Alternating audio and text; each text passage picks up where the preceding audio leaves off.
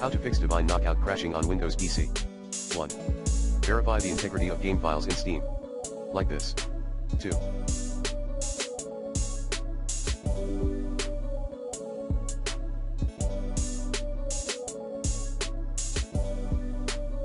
Delete DKO's config files at documents/mygames/Divine Knockout/. 3.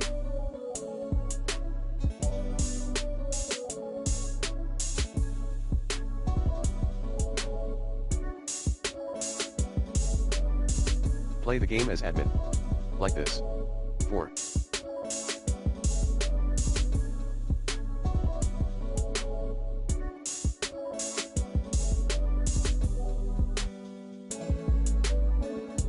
Play DKO in its compatibility mode.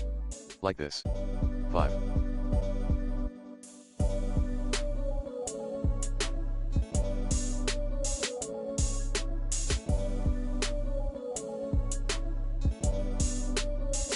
Update your graphics driver, using the recommended Avast driver updater in this video guide, and Windows.